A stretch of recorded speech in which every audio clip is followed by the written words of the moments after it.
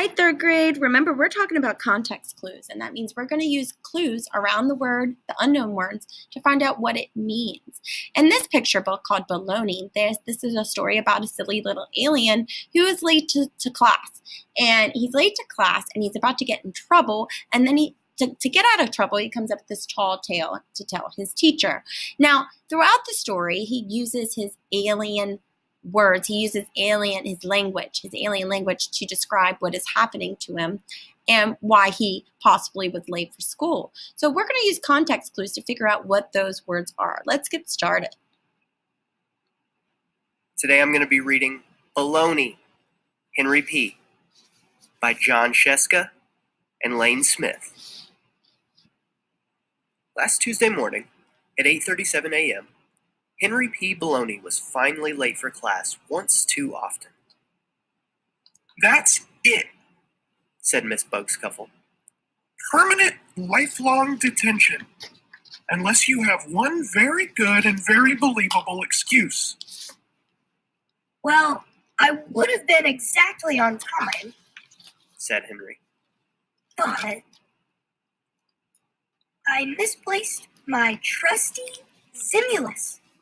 Then I found it on my deskie, but someone had put my deskie in a Turaku. The Turaku drove me right here to Skola." All right, let's talk about some of these words that are bolded here that we don't know. It's strange alien language. So he said, I misplaced my Zimulus. Well, looking at the illustrations, that's a clue, and that's a big clue that tell us that a Zimulus might be a pencil, but also we have to think about what we know about what's happening in the story so far, our inferencing skills. We know that he is late for class, and we know that they use the word detention in the pages before it, and he doesn't want to get in trouble by his teacher. That's the main storyline here. So he would need a pencil for school, and he's trying to prove to his teacher that that's why it's essential that he had a pencil, and so that's why this is a big deal, because he can't get to school without a pencil. So if we say I misplaced my trusty pencil, would that make sense? It absolutely does, and it matches the illustration. Then he said he found it on his deskie. So we can assume that a deskie is a desk, looking at this illustration here and knowing that the pencil, it said that it was on his deskie. The pencil was on the desk. We say desk, then I found it on my desk. That makes sense.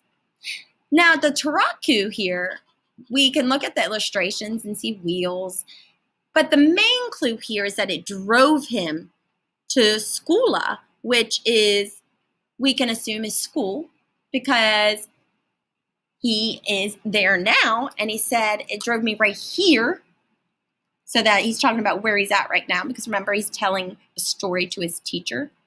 So we can say that school is school. And the Turaku, we can say, might have been like a car of some sort, or a train, or an alien spaceship, but it drove him right to school. So it was a form of transportation. But then it drove right past. I grabbed my Zimulus and jumped out. But I jumped smack in the middle of a Razzo launch pad. I used my Zimulus to pop open the escape porto, but it turned out to be a porto into the next Razzo blasting off. So let's look at some of these words here. So we're going to go all the way back in the middle of a Razzo launch pad. Razzo launch pad. The clue here, the context clue here is launch pad. When I say launch pad, what do you think of? Rocket ship, of course. And this illustration matches that. So we can assume that a Razzo is a launch pad. A Razzo is a rocket ship. Now, as the story continues, He talks about going. I used my Zimulus to pop open the escape portal. Pop open the escape portal. What could a portal be? It's something that you can escape through. It's something you can pop open. And it's something that is on the rocket ship. So it must be a door. And if we replace portal with door, would it make sense? I use my Zimulus to pop open the escape door. Or exit would work there as well. It turned out that it took him into another spaceship. But it turned out to be a portal into the next Razzo blasting off. I jammed the Razzo controls with my Zimulus so I could land behind Scola and still be on time, but I jammed the wrong Batana and ended up on the planet Astrosis. Oh, I love this one, Astrocious. It told you exactly what it is. It's a planet. It's a nice little clue there, planet Astrocious. Also, what's a Batana? Well, we know on the previous page he was messing with the controls and he jammed them too. And you need to be able to know how to work those controls to fly the rocket ship that he's on. We know he's on a rocket ship with a control panel. What's on a control panel? Buttons. Of course, Batana is a button. I entertained the Astro guys with my very funny Pixis. But they decided my Pixis and I would be entertaining to eat. And there's enough information here in illustrations to tell us that a Pixis is sort of like an illustration with stars, a picture with stars. And now these Astro guys, they want to eat I changed their minds with my diagrams and cuculations. Let's talk about diagrams and cuculations. Sometimes words sound like words that we know. Sometimes there are clues within the word that we want to know. Looking at the illustration here and thinking about diagrams and cuculations, do they sound like words you know? Could diagrams sound like diagrams? And could cuculations sound like calculations? Let's see if we use those words, if that would make sense. I changed their minds with my diagrams and calculations. So fantastic, they make sense to me. Let's see what this word is right here. So fantastic. They crowned me Kuningus of the whole planet. Kuningus of the whole planet. Crowned is the big clue here and the illustration as well, but crowned of the whole planet. What do you crown? A king. Crowned me king of the whole planet. That makes sense. But I forgot the Astrosis word for thank you and accidentally used the word for doof brain. I foiled their plan to disintegrate me by plugging their blassa with my Zimulus. But they made a new plan to send me back in a sighing flosser to fracas our Scola. Oh, so the Zion flosser, does that sound like a word you know? It should. We know that he's an alien, so we can use that as a clue. What do aliens usually fly in? A flying saucer. Fracas, though. They want to fracas the school out. We have to look back for more context clues. So right here, it said that they wanted to disintegrate him. Plan to send me back. I foiled their plan, used the word. Look what he did here. He accidentally called them a doof brain. Oh, awful. So they got mad at him. They're really mad at him. Not a king anymore. And they wanted to disintegrate him. But he plugged their blaska. That must have been like their laser gun or something, their alien laser gun. So they had to come up with a new plan. He didn't want to be disintegrated. But we know that they don't like him anymore. And so they put him in a flying saucer. Flying saucer. And they wanted to fracas their school. Look at that illustration. It looks like a target. So we know they don't like him anymore. So what do you think they want to do with their school? Blow it up, maybe? Destroy it? That's what I think. To destroy our school? Ugh. But he erased their plans. Let's find out. Sighing flosser to fracas our Scola. I erased the sighing flosser fracas instructions. But I also erased the sighing flosser portal lock and fell out. I dropped Like an ooh yeah rock. Like an ooh yeah rack. Like a ooh yeah rack. What is that? Well, if he's flying down, he's really, really heavy. He's falling down, he's really, really heavy. Could be like a rock. What if we replace ooh yeah rack with rock? I drop like a rock. That makes sense. I was only 3 seconds away from Sir Blatzen all over the Spielplatz. Not even my trusty Zimulus could save me. They're blasting all over the steel blats.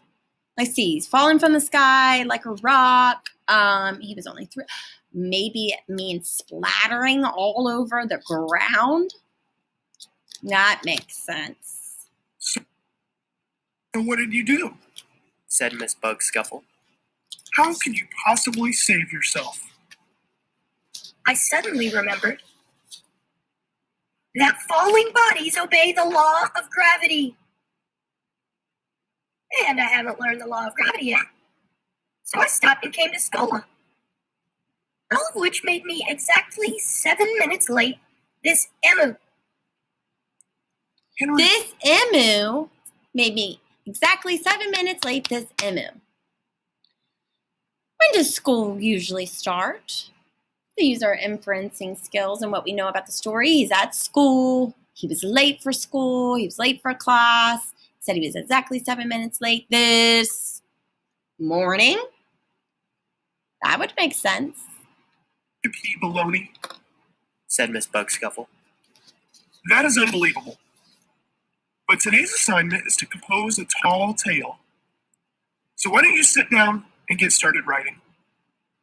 I'd love to, said Henry. but I seem to have misplaced my Zimulus. Oh, that was such a fabulous story. All right, now that we practice using using the skill, using context clues with a book, a fun picture book, we are going to practice using it with our chapter book here. Let me brighten this up a little bit. There we go. So you have some questions on page 27 today. And I'm just going to go over this real quickly. This is your writer's notebook, page 27. You need to turn to. We already read chapter 9. We read that yesterday. So the first question, you need to think of how Jack feels about Henry now that he got to fly on them. Go back to chapter 4 and take a look at how he felt in chapter 4. He kind of made fun of him, kind of said he had a small brain. Go take a look at chapter 4. You need to think of race. That lesson I gave the other day. Race. Make sure you restate this question into a sentence. So that means crossing out the question words in the question mark and say, I think Jack feels what about Henry? How do you think Jack feels about Henry? You can cross out this has changed or this has changed from chapter 4 because.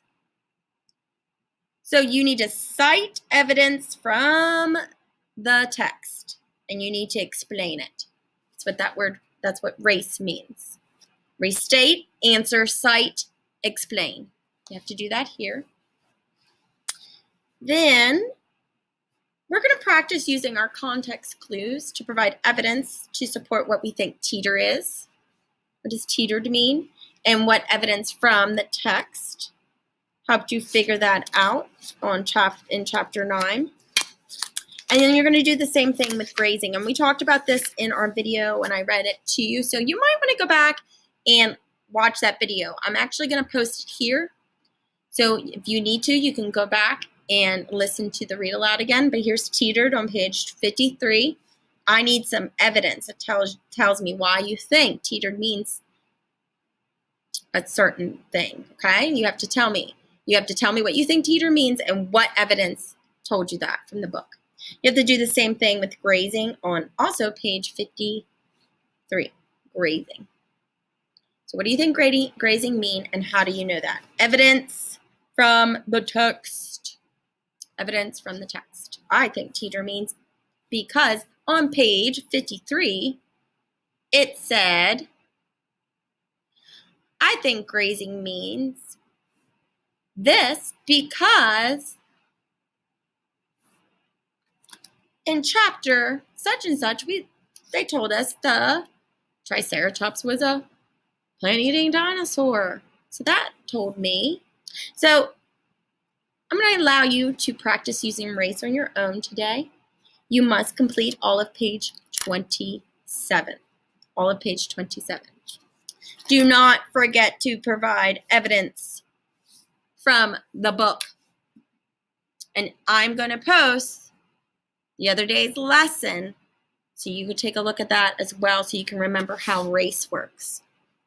I want to see sophisticated third grade sentences here.